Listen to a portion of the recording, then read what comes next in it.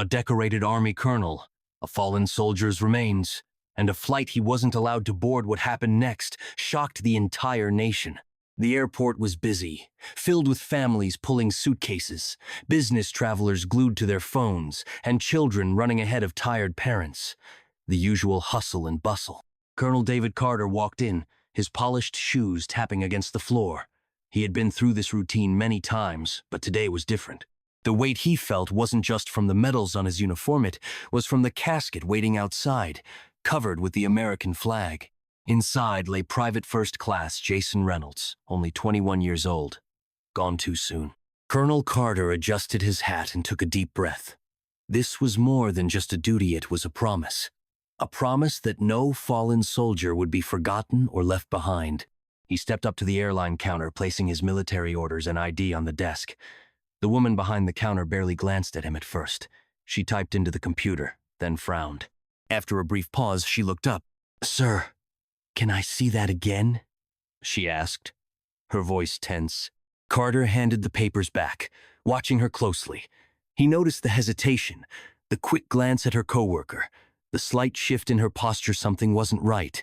She leaned over and whispered to another agent. The man looked at Carter, his expression unreadable. The silence stretched, thick with unspoken tension. When the woman finally turned back, she forced a smile, but it didn't feel genuine. Forced.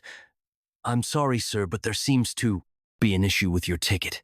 We can't allow you to board at this time." Carter exhaled slowly. He had dealt with all kinds of situations, combat zones, foreign, diplomacy, political entanglements, but this was different. "I'm escorting the remains of a fallen soldier," he said, evenly tapping the paperwork. "Everything is in order." The agent didn't meet his eyes. "I understand, sir, but there's a security protocol in place, and we can't override it." Carter kept his voice steady. "Security protocol?" "Yes, sir," she said, forcing another weak smile. "It's just policy." He didn't move, didn't flinch. "Policy? What?" Policy behind him. The line was growing. People shifting, murmuring. He felt their eyes on him, but instead of stepping aside, he squared his shoulders and stood firm. He wasn't leaving without an answer, but airline staff wasn't backing down either. The air around the counter felt heavier. Now, conversations in the line behind him had started to quiet down as people took notice. A man in a crisp military uniform.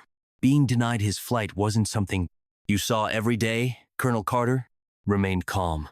His voice, "Steady, ma'am. Need to understand exactly what the issue is. This is a military assignment, not a personal trip. My documentation is valid." The agent hesitated. Again, her eyes darted toward the other airline staff, huddled near the back, whispering. A supervisor, a man in his mid-50s with a tired expression, finally stepped forward. He adjusted his name tag, then folded his arms as he glanced at Carter. "Sir, I apologize for the inconvenience." He started, his voice laced with that professional tone people used when they wanted you to stop asking questions. "But we have certain policies in place, and unfortunately we can't override them at this time." That phrase, again, policies. Carter inhaled slowly through his nose. He had seen this before, just in a different setting. "I've flown with military escorts before," he said, keeping his frustration buried under years of discipline. "I know the procedure, and I know there's no policy stopping me from boarding, so let's be honest. What's the real reason I'm being denied?" The supervisor cleared his throat and shifted on his feet. "It's just an extra security measure. Nothing personal, sir. Nothing personal." That was. Rich Carter tightened his jaw but didn't let the anger take over. He had been in too many rooms where people hid behind vague explanations like this. They were testing his patience, waiting for him to lose his temper, to give them a reason to call security. He wasn't going to give them that satisfaction. The people in line were watching now. A woman in a red blazer whispered something to her husband. Young man holding his boarding pass frowned, glancing at the airline. employees like he was trying to make sense of what was happening. Then a voice cut through the, "Attention, sir. Do you have an issue with his military clearance?" Carter turned his head slightly. A man a few spots behind him in line had spoken up. He was older, maybe mid-60s, with a weathered face and a USMC hat pulled low over his brow. A Marine veteran. The supervisor looked uncomfortable. "No, sir. This isn't about clearance. We just have to follow standard protocol." The Marine let out a sharp breath. "Yeah, I've been through security 1,000 times, and I've never seen protocol stop a soldier from escorting one of our own home." He folded his arms. "So what is it?" More murmurs spread. Through the line, people started pulling out their phones, recording the shift, and the air was palpable. The staff behind the counter could feel it. Too, the agent who had originally denied. Carter stole a glance at her supervisor, looking under unsure. Now the supervisor sighed, rubbing a hand over his temple. He looked at Carter again, the weight of the moment settling in. "Let me check something," he muttered, before walking off. The agent at the counter kept her gaze down, suddenly very interested in her computer screen. Carter didn't move. He stood tall, shoulders squared, staring straight ahead. He wasn't going anywhere. But neither was this story. The murmur in the terminal was no longer just background noise. It was focused, charged. People in line were no longer just waiting for their flights. They were watching, recording. The Marine who had spoken up earlier wasn't the only one who looked irritated. A middle-aged woman in a denim jacket, clutching her purse, shook her head and leaned toward her husband. "This isn't right," she muttered. Hone in uniform. A younger man in a hoodie pulled out his phone and started typing his fingers. Moving fast, people were taking notice, and that was dangerous for the airline. Carter kept his expression unreadable, but inside he was taking note of every detail. The supervisor hadn't returned yet, which meant one of two things. He was either scrambling for an excuse or waiting for this to die down. Neither was going to happen. Then a voice came from behind him. "Excuse me, sir." Carter turned his head slightly.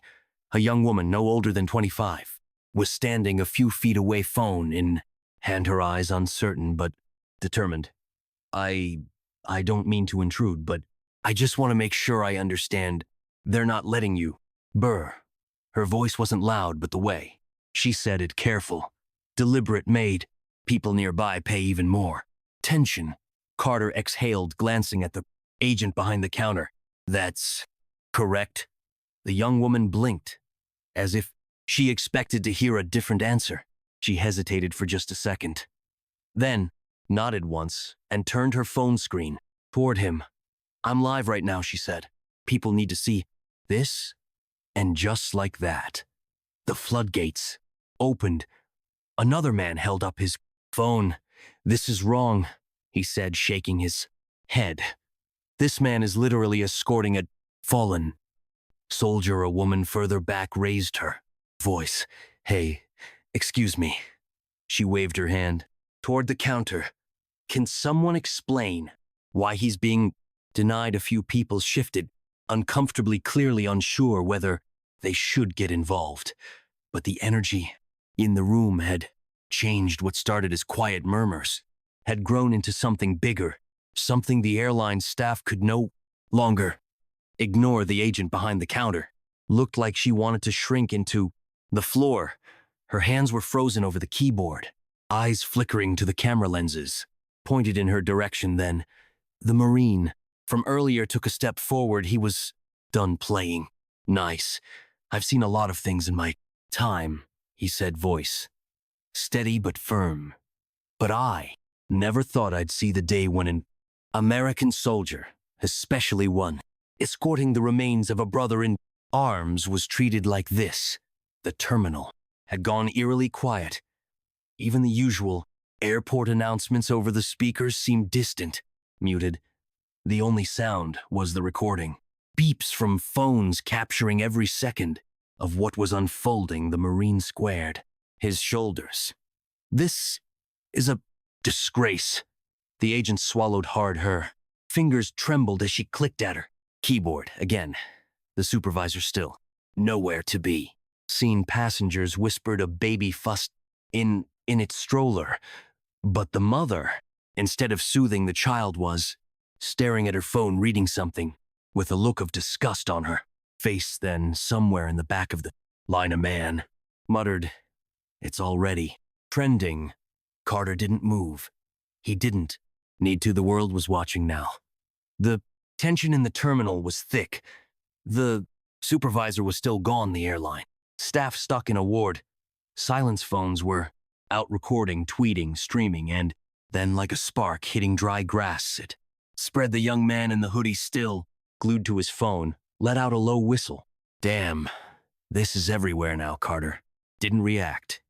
He knew better than to celebrate too soon, but from the way the agent behind the counter stiffened, he could tell she knew it too. The woman in the denim jacket checked her phone and gasped.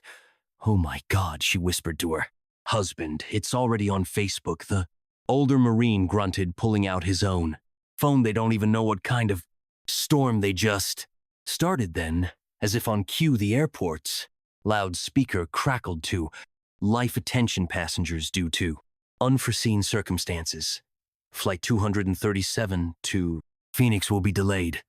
We apologize for any inconvenience." A few groans rippled through the crowd, but most people weren't even paying attention. Their focus was here on the uniformed soldier being refused to flight while carrying out his duty. A minute later, a young woman near the windows gasped, "He's on Twitter." She turned her screen toward the crowd, and people leaned in. A tweet written in bold capital letters: "They just denied a black U.S. Army colonel his flight while escorting in a fallen soldier's remains. This is how we treat our heroes, hashers. Let him fly." Underneath it, the numbers were climbing. Retweets, comments, likes. It was catching fire. Then another tweet popped up, this one from a veteran advocacy group. "We are aware of the disgraceful incident happening at airport. Name our soldiers deserve better. Expect action." The crowd murmured, the realization sinking in. The airline had officially lost control of the narrative. The agent behind the counter, still frozen in place, let out a shaky breath. She turned and hurried toward the back, disappearing behind a frosted glass door. She wasn't coming back with an answer. She was coming back with damage. Control. Carter adjusted his hat. He had been in situations like this before, not at an airport, not like this, but in places where powerful people suddenly realized they had made the wrong enemy. He wasn't smiling. He wasn't gloating, because at the end of the day, this wasn't about him. It was about Private First Class Jason Reynolds, the young man waiting to go home and write. Now that mission was still incomplete. The crowd wasn't just watching anymore. They were waiting. The terminal felt different now, charged, expectant.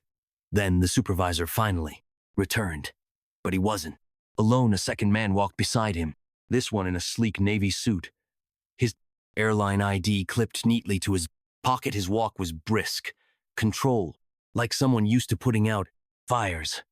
He stopped just short of the counter, scanning the scene. His eyes darted between Carter, the Marine, and the rows of phones still recording ricing. He cleared his throat. "Colonel, I apologize for the miscommunication. There seems to have been an error with our system, but we're working to get you on your flight as soon as possible." Miscommunication. Carter had been in the military long enough to know what that word really meant. It meant we got caught. It meant fix this before it costs us too much. He didn't respond right away. Instead, he let the moment hang, watching the airline representative shift slightly under the weight of the silence. "I see." Carter finally said, his voice measured in error. "You said yes, sir. A regrettable mistake. We assure you it was not intentional." A few people in the crowd scoffed. The Marine shook his head. The airline rep adjusted his tie clearly. Uncomfortable. We'd like to personally escort you to the gate now, Colonel. First. Class accommodations, of course. First class. As if that was the point, Carter looked past the man toward the counter where the agent still stood, looking anywhere but at him, the same agent who had smiled at him stiffly when she denied his flight, the same one who had never bothered to check before saying no. Carter exhaled. Slowly. I appreciate the urgency, he said, but I need to clarify something. The rep nodded. Quickly, of course. Carter's voice remained. Even if no one recorded this, if no one spoke up, would I still be standing here? A beat of silence. The rep swallowed. Sir, you don't need to answer. Carter interrupted. He already knew everyone in the terminal. Knew. Another moment of silence. Then a woman in the crowd murmured, he's right. The rep tried to smooth over the tension again. Sir, we sincerely apologize. We both know this isn't about an apology. Carter said, it's about accountability. The crowd murmured in agreement. People weren't just angry anymore. They were disappointed. The rep knew he was losing control. He straightened his posture, adopting a more authoritative stance. Colonel Lee Toon, get you on your flight now. But before Carter could respond, a new voice cut in. Sir, a younger man in an airport security uniform had appeared at the side of the counter. He held out a phone toward the airline rep, his expression tight. I think you should see this. The rep frowned. Taking the phone, he scrolled. His face paled. The Marine crossed his arms. What? Something wrong? The rep didn't answer. But AR already knew the backlash had officially exploded beyond the airport. A major news outlet had picked up the story. The headline was blunt. U.S. Army colonel denied flight while escorting fallen soldier. Airline scrambles for answers. Below it, a video clip played. Footage from the terminal. The rep handed the phone back, inhaled sharply, and turned to Carter. We deeply regret this situation. His voice was thinner. Now forced. We'd like to issue a public statement clarifying. Carter cut him off. The public already knows the truth. Silence. The rep pressed his lips together. Carter looked at the crowd. The phone still recording. He turned back to the rep. I don't need first class. I don't need special treatment. I need respect. And so does the soldier I'm escorting. Another murmur ran through the crowd. The rep gave a stiff nod, as if that was all he could do. Now, understood, sir. The Marine let out a small approving grunt. Carter adjusted his hat. Now, Leighton finish this mission. But the consequences for the airline were just beginning. The airline had lost control of the situation. The story was outspreading faster than they could contain it. Terminal felt more like a press conference. Now, phones still recording. Passengers still. As everyone watched, something unexpected happened. A man in a dark blue suit, standing with the kind of authority that couldn't be ignored, stepped into the scene. He wasn't from the airline, nor was he airport security. Was military. The atmosphere changed as people instinctively moved aside. His ID badge flashed briefly as he approached Colonel Carter and extended his hand. Colonel, he said firmly, I'm Major Thomas Beckett from the Department of the Army. We've been informed about the situation. Carter shook his hand, his grip strong. He didn't need to ask how the major got there so fast. The military always takes care of its own.